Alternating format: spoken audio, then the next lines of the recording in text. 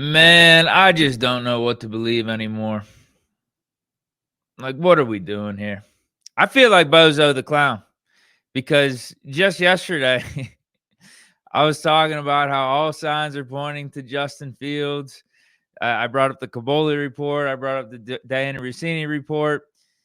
They were saying, yeah, Justin Fields is the first priority. Diana Rossini said there's no chance in hell that Russell Wilson's going to be back with the Steelers. And today, I see something else. I see quite the opposite on Twitter from some NFL insiders, from some guys that are supposed to be in the know, that have sources, right? One of them being 93.7 The Fans, Andrew Filipponi.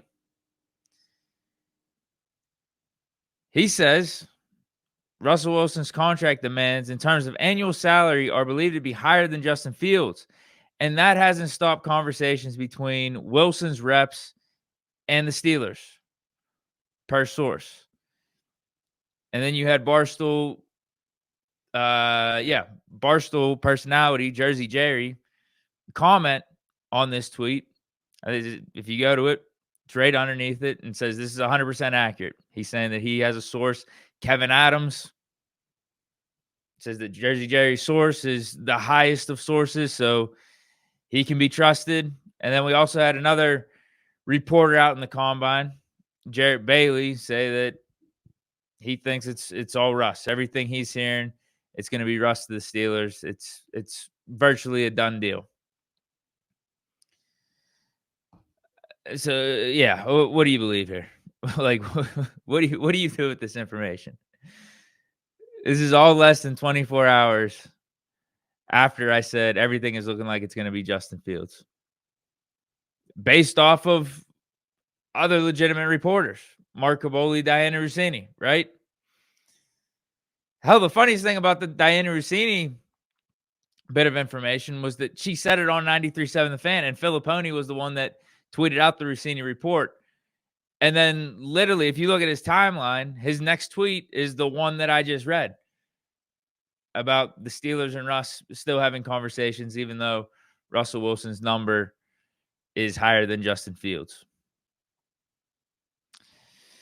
At this point, all I can say is I hope that the Russell Wilson coming back reports are wrong. That's really where we're at, because, I mean, I don't think anyone, at least people like me or you from the outside, have any clue what's really going on. I don't even know if the Steelers at this point really know what's going on, because all we've been hearing is that there's mixed emotions. There's mixed reviews on who wants Russ or Fields back within the organization. Like, there's some people that want Russ, there's some people that want Fields.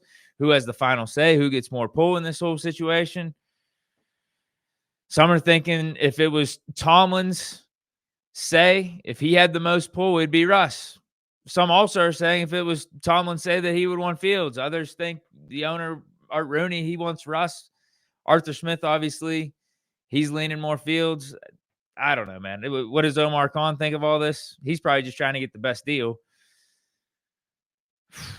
But if this Russ talk, this most recent Russ talk right here, the Filipponi tweet, the Jersey Jerry comment on the tweet, Kevin Adams saying that Jersey Jerry's source is the highest of sources.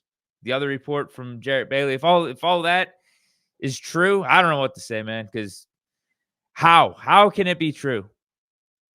How? Russ wants more money than Fields, and the Steelers are still seriously talking to Russ and are trying to potentially get him back. Russ wants more money than Fields. I thought it could maybe be a legit debate if it was the opposite. Russ took a major pay cut to undercut Fields because Russ wants to be back here so badly. I'd still take Fields in that scenario. We've talked about that, but maybe it could be at least a better sell to the fan base. It could be, a better situation to say, oh, we got Russ back for less money than Fields. What do you want us to do? This just doesn't add up. It doesn't add up at all. Russ for more money. Russ at 36 going on 37 for more money than Justin Fields, the guy that's 25 turning 26. still has a ton of upside, still has a lot of untapped potential out there. Quarterback with a ton of mobility, gonna be hitting the prime of his career right after we sign him potentially to this contract. Like Fields, this is his prime. This is make or break for Fields. He should be at the peak of his powers from now up until early 30s, really. Like that's when quarterbacks typically peak. And it's not like their floors are much different in a Steeler uniform if you look at last year. Because that could be the debate for Russ. That could be the case for Russ, right? Like, hey, he's the safer option. He's the veteran play.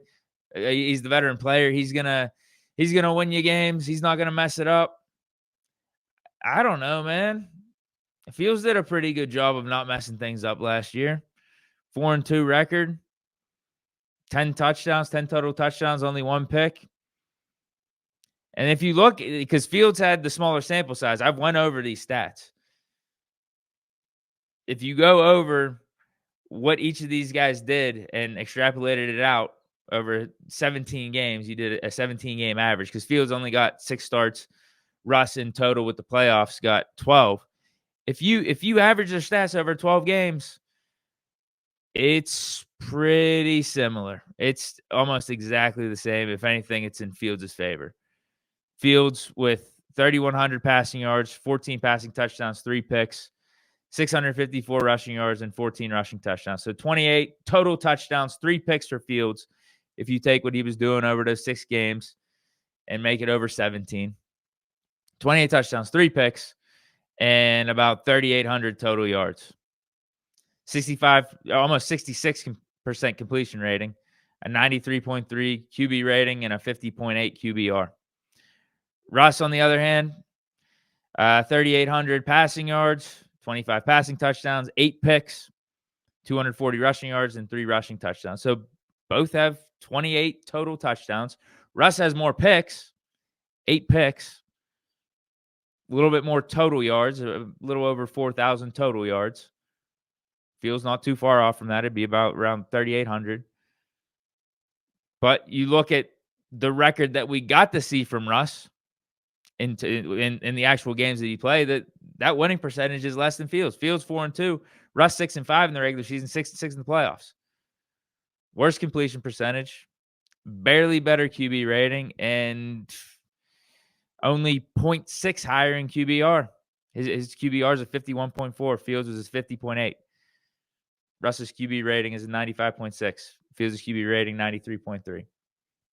So, like, what are we missing out on if we move on from Russ? Because it looks like we got the same floor with Justin Fields, and I think we all can agree from watching Fields, there was more development to be had. Russ, I think we know what Russ is. Is there any more development? I don't think he's getting any better the older he gets. That 0-5 finish was tough, man. Really tough. So you guys know I'm on Team Fields here with all this. I'm on Fields' camp, but who knows? Who knows with all these reports and going back and forth? I mean, if you had to bet money on what the Steelers would do, I would probably bet money they're just going to bring back Russ. Like, that would be the Steelers thing to do. I really do hope I'm wrong. I hope these reports are wrong. I hope they take a chance, they take a swing, and it's Justin Fields. And if it's not Fields, it's Stafford or Rodgers. I can't say it enough. I really can't. Now, the good news is for people that want Fields back or want someone other than Russ, Filippone has been wrong in the past. He's definitely been wrong in the past. And I guess even, too, to be fair, that tweet doesn't necessarily confirm that Russ is going to be signed here. It's just, even though that Russ has higher contract demands, the Steelers are still seriously talking to him and his agent. That's not a good sign. And then add that to the Jersey Jerry follow-up and the other reporter that's out in the combine, Jarrett Bailey, who covers the Steelers, saying that everything's pointing to Russ. You combine all that stuff up, it's not great. But again, Filippone, he's been wrong in the past for sure. I think we all know that. Didn't he say like it was a lock that Ayuk was going to be a Steeler, that the news was coming anytime now? It was just some random day in the summer, right? He tweeted out Ayuk's about to be a Steeler, like confirmed, and then We were just waiting. The days went by. We kept waiting and waiting and waiting, and then it ultimately never happened. So let's just hope these rust reports are wrong. I am, at least. That's my hope. All right, let's get to a few other things here. Quarterback off the start here for the show. Had to talk about that. Now let's get into some Roman Wilson rumblings here. We got some clarity, it feels like, on why Roman Wilson really didn't suit up for the Steelers. Obviously, we know injury was a big factor in that. But when he was healthy, around middle of the season, I felt like he was fully healthy around week 4, 5, 6, 7 before he got re-injured again. And we didn't see him out there outside of like for 5 snaps. But he was practicing a ton. He was fully available, but he kept getting scratched outside of the Raiders game. And yeah, I think it was like 2 snaps, 3 snaps, 4 or 5 snaps he got out there. I don't even remember. Wasn't memorable at all.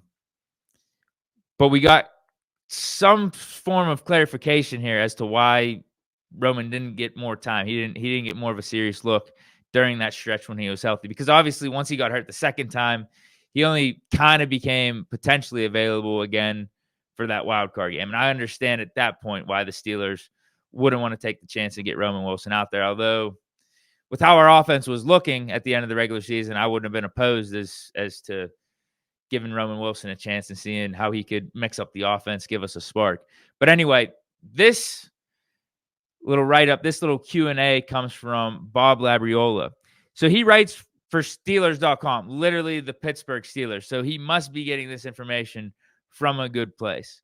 So this is a fan that wrote in and asked, Roman Wilson got hurt in the preseason. Coach Mike Tomlin stated because he missed so much time, it was hard for him to get on a moving train. So when he became healthy, Wilson was still a healthy scratch. There were rumors that Wilson was in Tomlin's doghouse, and that's why he didn't play.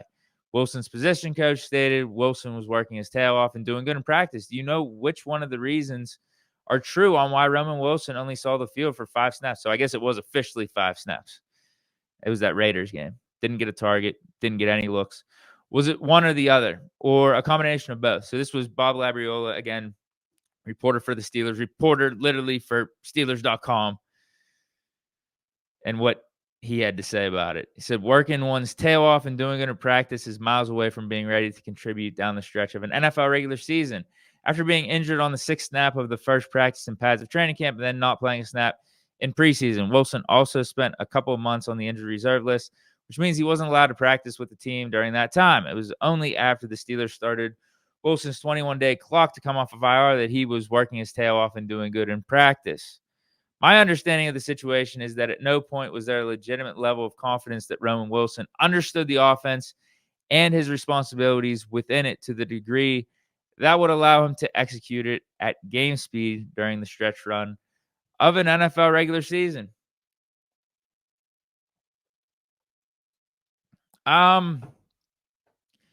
Yeah, I get this. Honestly, I'm not going to fault the Steelers too much for Roman Wilson's rookie year.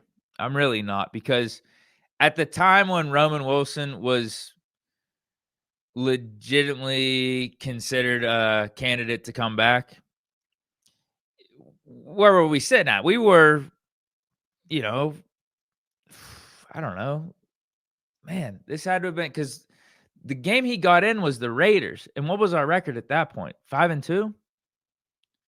Was it 5-2? Because we had the 2 losses, Cowboys, Colts. Yeah, I mean, we're in the middle of the regular season, and I think this was before the bye too. Throwing Roman Wilson out there could have messed up the flow, messed up the rhythm a little bit. Because how much was he available for? It was whenever Russell Wilson got in at quarterback. I don't think he was. I think it was after that Raiders game he got hurt. I think it's a different story if he was able to maintain his health, continue to practice. Maybe him and Russ build up a little bit of a rapport midway through the season. Then you're having serious questions as to why Roman Wilson isn't out there. But just the timing of everything, we had our offense running a certain way with Fields, and I think at that point, for Fields, the best thing that you can have is consistency and continuity. and we were winning games with Fields. Like, it wasn't a really like pass heavy approach. So it's not like we were missing out on Roman Wilson catching the ball and getting 50, 60 yards a game or anything like that. We had a conservative approach with Fields, and we could debate how right that was for the Steelers. Like, should we have opened things up more for Fields? I can't blame the Steelers too much for that. First 6 games for Fields, given what his days in Chicago looked like, and sometimes it was a little bit more helter-skelter, a lot of more turnovers. His quarterback rating got worse as the game went on in like the third and fourth quarter. So like, I understand why the Steelers took a more conservative approach with Fields. And it was 6 games. He was still considered the backup at the time. You were just trying to get out of those stadiums with a win. And then ultimately we moved to Russell Wilson. Roman Wilson's hurt at that time. So I don't really see, looking back on it, those like 3-4 weeks, that month period of time whenever Roman Wilson was seriously available. Because again, when he was available again in the wild card, it's like no one's really expecting us to throw him out there like that. Hadn't played literally the whole season, and then all of a sudden we're going to give him a prominent role in the wild card game. I wouldn't have minded it personally for the chaos element, just because our offense was sputtering and we needed some sort of uptick, some sort of thing to throw off a defense and just be a little bit more unpredictable. But yeah, I mean, you couldn't really realistically expect that to happen. And then looking back on that month period, yeah, I'm going to give the Steelers a little bit benefit of the doubt, all things considering, with Roman Wilson getting that injury in training camp. And if this is true, that they didn't feel like he knew the playbook well enough, or he knew exactly his role and what he'd be doing whenever he got snaps out there, then yeah, it's not worth the risk middle of the season when you're trying to stack wins and trying to get a good record and get one of these top seeds in the AFC and win the division, and just continue with that momentum that you had going, and particularly at that time with Fields at the helm. So I would have liked to have seen it. Obviously, I would have liked to have seen Roman Wilson out there more than not, because he was a 3rd-round pick. Actually should have been a 2nd-round pick. Really talented guy coming out of Michigan, ran a 4.4 40, tough as nails. Like, he looks like he's going to be a really good Steeler receiver. So I would have liked to have seen him out there. But yeah, given the circumstances, I'm not going to rip the Steelers too hard on how they handled everything. Yeah, I'm really not. I think it was just a tough season for Roman with the injuries. And yeah, ultimately, I think both sides missed out. Steelers missed out on not being able to see Roman Wilson out there and display his talent. And then Roman Wilson missed out on a year's opportunity of experience, of development that he could have had under his belt going into his sophomore year this year. So yeah, a little unfortunate right there. But I don't think, again, I don't think there's anything to really hammer the Steelers for in this situation. 2 more things before we get up out of here. Cam Johnston, you guys remember him? Not the Steelers punter this year, although he did start week 1 for us. That was Corliss Waitman, who was our main guy, because Cam Johnston got hurt. Like, that's the thing. He's forgotten about it. He was out there week 1. We gave him the big contract this offseason after some of our punting woes that we've dealt with over the last couple of seasons with Presley Harvin. We finally said, enough. Let's go get a guy. Let's go get someone legit. And Cam Johnston is a very legit punter. I mean, he's had success already throughout his career. 6 seasons. A few of them spent with the Texans. I forget. Who else did he spend time with? I can't remember. I know 3 of them were with the Texans, at least 3. There were another 3 seasons with another team, but every year he has netted a 40-yard punt average, which is good. That's at least average. In some years, it's even better than that. Like a borderline Pro Bowl punter. We went out of our way to get him, sign him to like a $3 million per year deal for multiple years, which is, a decent price for a punter. You get what you pay for. And Johnston was booming punts in training camp. He was booming punts in the preseason. Even looked good from what I remember in that Falcons game, but then he got hurt. Someone ran into him and had a devastating blow to his leg, and he was out for the season. So he's been forgotten about because we saw him week 1. That was that. Corliss Waitman gets signed, and Corliss Waitman was really solid for us. Like, honestly, if push came to shove and Corliss Waitman was our punter for next year and going forward, I'd be completely fine with it. But Cam Johnston's still under contract. And the crazy part of it is, too, Corliss Waitman's still under contract, too. I looked into it. We didn't sign him to just a one-year deal for 2024. We signed him to a 2-year deal. He's under contract for 2025 for $1 million. So technically, we have Cam Johnston and Corliss Waitman signed on this roster. And Cam Johnston just gave us an update on his injury recovery here. Says, felt great to be back running on the field today. Gives us a thumbs up. And as you could see from the screenshots here, is running down the field, was jogging. I don't know what his timeline is. So after seeing this video, I was curious, is he supposed to be back for 2025? Because if so, the Steelers are going to have an elite punting competition on their hands, I feel like. If both dudes are under contract, there's no reason to cut either guy or trade either guy unless one of them wanted out. But we've had no signs or inklings for Cam Johnston wanting to be elsewhere, Corliss Waitman not wanting to be here. So, yeah, I mean, Corliss Waitman was, I would say, like a top half punter in 2024. And then Cam Johnston, maybe he's arguably top 5, top 6, at least top 10 whenever he's good and healthy. So, like, we got 2 top half of the league punters on our roster, and one of them is going to be punting for us for 2025. So we're in a good spot either way. Good for Cam Johnston, though, getting back.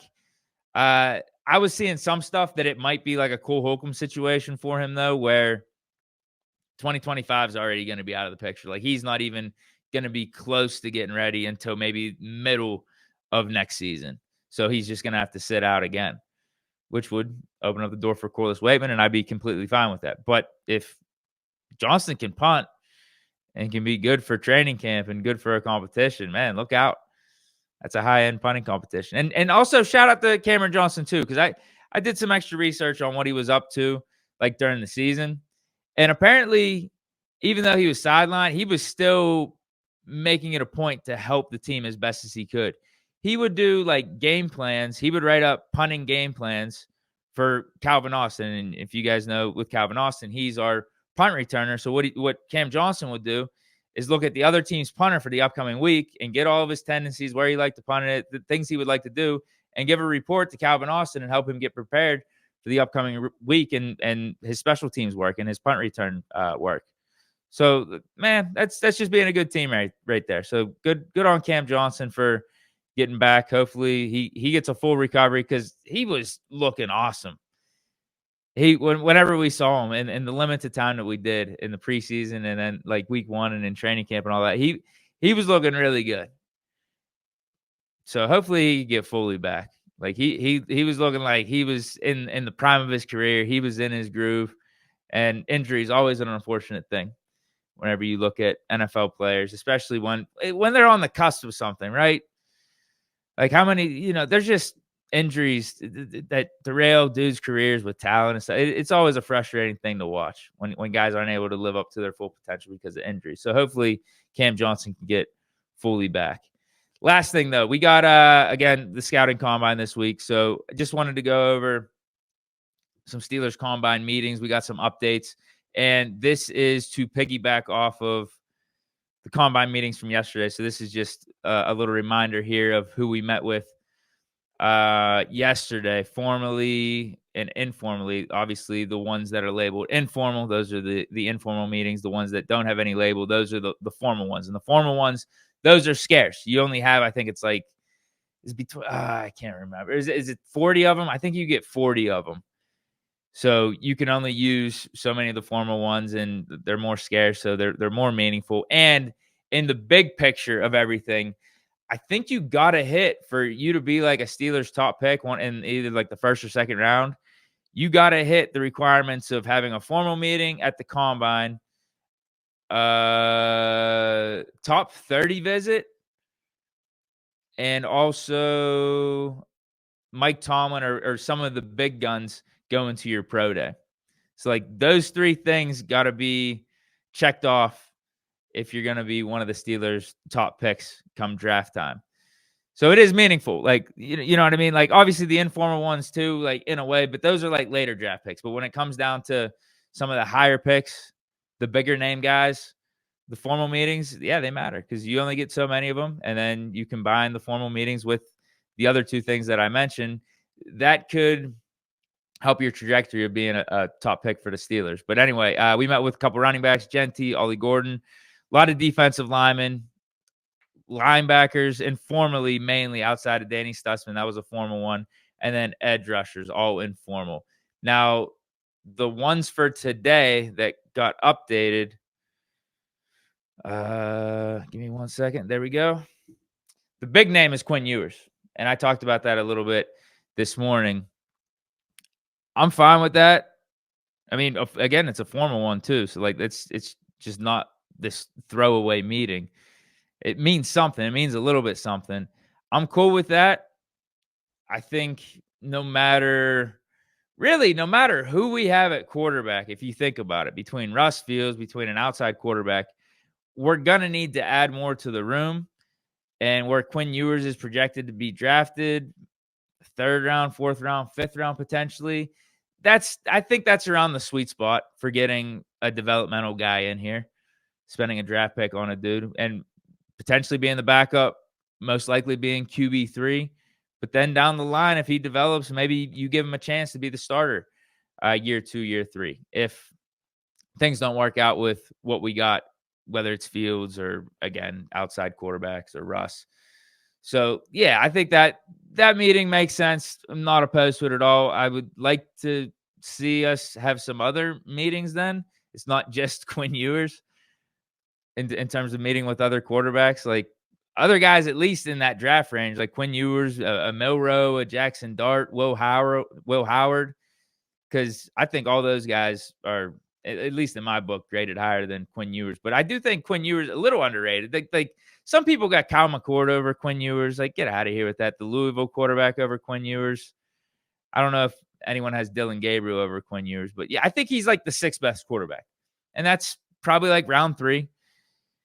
And I think part of it, too, depends on when the run of quarterbacks goes. If all those 5 quarterbacks that I mentioned, including Cam Ward and Shedeur Sanders, if all those 5, Cam Ward, Shedeur Sanders, Jackson Dart, Will Howard, Will Howard, and Jaylen Milroe, if they all go first 2 rounds, maybe Quinn Ewers, maybe his name doesn't last past the 2nd round.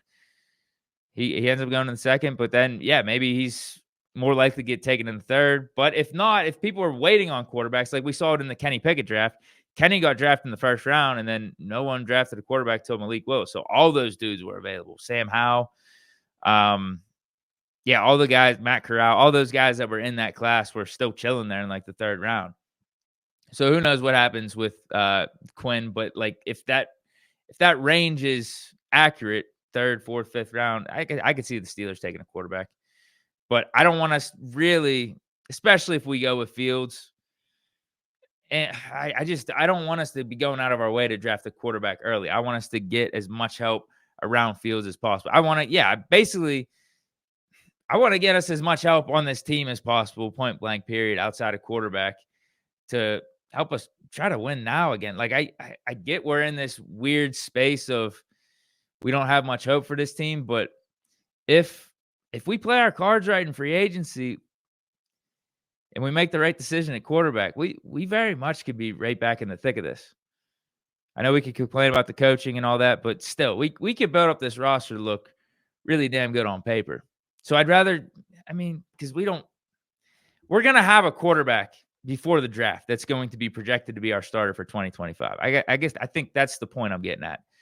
So it's like whatever quarterback that we take in this draft is just going to be the backup. So don't take a dude in the 1st or 2nd round, especially if they're not going to be playing this year. Take a guy that might actually play, a receiver, a cornerback. But maybe I'd be open-minded to an early quarterback pick if we just nail free agency. We get an A++ at it. We basically have our roster ready-made heading into the draft. Maybe you could sell me on taking a quarterback like in the 1st or 2nd. Maybe. But you got to see how free agency plays out. Cornerback, though, I like some of these names. Barron from Texas, Johnston from Michigan, Morrison from Notre Dame. Those are like top three of like out of like maybe the top 5 or 6 corners in this upcoming class. I like that. Will Johnston, big time upside. I think big time speed as well. Couple big name safeties, Jaylen Reed from Penn State, Xavier Watts, Notre Dame, and then all the tight ends informal. So not making too much from that, especially after we signed Donald Parham on top of us already having Pat Freiermuth, Darnell Washington, Connor Hayward, Michael Pruitt. He's going to be a free agent, and he's a favorite for Arthur Smith, so he's potentially going to be back too. Like I don't think we're drafting a tight end early, but if we were to look at one late, Gavin Bartholomew from Pitt, I'm telling you, that dude's legit. I feel like he was underutilized at Pitt. He's got some good talent. I wouldn't be surprised if you're looking at Bartholomew 3-4 years down the line. He's a legitimate starting tight end that could get you 400 or 500 yards a season. So that's a name that I'd be looking at. And you guys are going to say biased, Deke, you're a Pitt guy. No. Whenever I talk about Pitt players, whenever I say like, yo, that's a guy, that's a name, you got to trust me on that. I said it about Jordan Addison. I said about Kalijah Cansey. Said it about Abanikanda, and he still hasn't got his opportunity just yet. So just wait on Abanikanda still. Once he gets the opportunity, once he gets the carries, he's going to prove me right. But Gavin Bartholomew, he's another one of those names. He can make a good pro in this league. But, yeah, that's the updated combine meetings right there.